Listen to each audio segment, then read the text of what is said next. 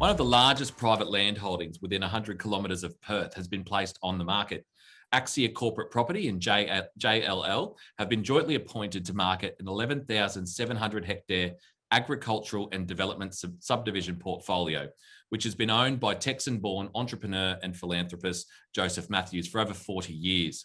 More remarkably is the fact that all proceeds from this sale will go to Mr. Matthews' not-for-profit charity, the Carrican Foundation, which assists adults with intellectual disabilities, provides educational scholarships and specially adapted homes for disabled veterans. Joining us is JLL's Director of Sales and Investments, Sean Flynn, and Sam Williams of Williams Consulting. Thanks for both joining us on the Urban Developer.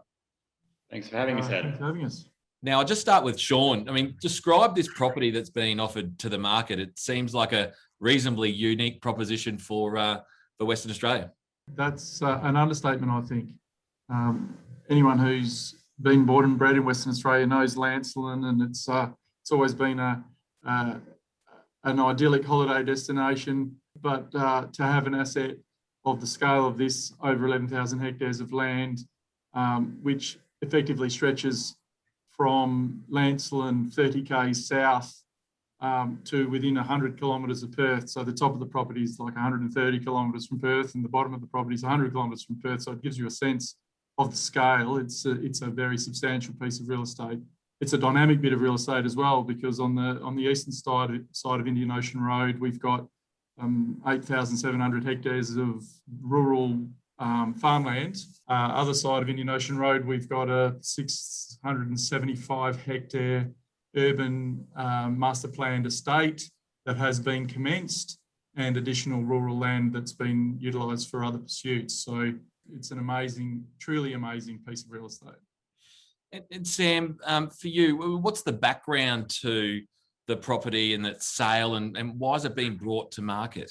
It was with the passing of Mr. Matthews in late December 2019 that obviously through his will dictated that upon his passing that the land is to be put on the market, with all the proceeds going to his non-for-profit charitable organisation, the Carrican Foundation. That's why the land has been ultimately brought on the market, and it's been controlled by the executors of Mr. Matthews, or Joe Matthews' estate.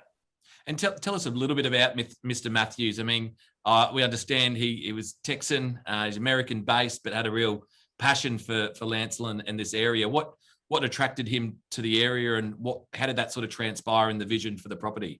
The Matthews family, they have a ranch or large farming background in Texas, and it was around the 70s they were looking to expand their agricultural landholding. And so I guess given that strong agricultural background and all the possibilities and the options that Lancelin provided to the Matthews family, where they could see parallels with perhaps their Texas land holdings, they sort of grabbed the opportunity by both horns. And I guess it was through the years Joe began realising some of the visions for this land holding. It was predominantly at the start, it was to undertake agricultural pursuits. What I have learnt about Joe is directly the way he operated this land holding. He's obviously is and was a very philanthropic person. You can see that the entire proceeds of this land holding are going to a charitable organisation that he's established. But he was also an extremely intelligent man and with a very curious mind. He was a geologist by training, and so I guess with that geology background, he was always wanting to know more about his land, what it can be used and achieved for. He undertook extensive, I guess, just your traditional grazing and running livestock on the property. But then he expanded it because there's significant water allocations in the superficial aquifers under the farmland. So he obtained a very large water allocation, and then set up a centre pivot irrigation system where he was growing potatoes for potato chip manufacturing companies. And he was the sort of guy that when something went wrong on the potato harvester, he'd be there with his lathe and his welder, and he'd be fixing it. And he was just so curious to understand how everything worked.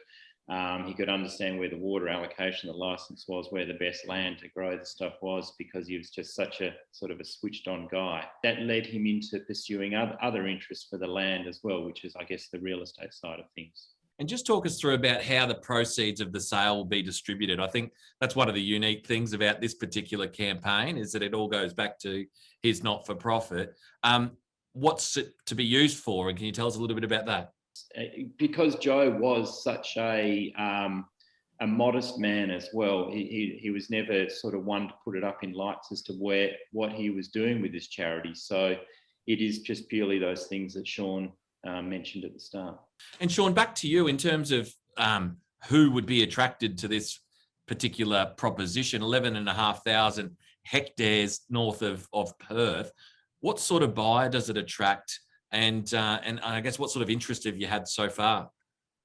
That's the $64,000 question, and certainly the nature of even the agricultural holding is such that it's attracted a very broad range of interest, because Joe had undertaken a centre pivot operation on the northern margins of the property. There's that component to its potential. There's the current running of a substantial number of sheep on the property. They grow cereal and legume crops on the property, and there is a portion of the land that is currently being used to graze cattle. In terms of that side of things, everything is covered, and there's a lot of intensive agricultural uses up and down Indian Ocean Road in proximity. So you can imagine all of those users are coming along and having a good look at the asset.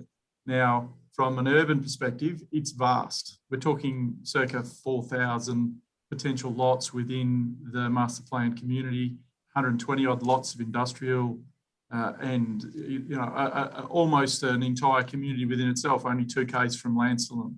So we are hoping, as a selling group, we're hoping that we find a buyer in one line to take out the entire opportunity. Now, that would require someone with a very dynamic approach to the management of their land and property assets.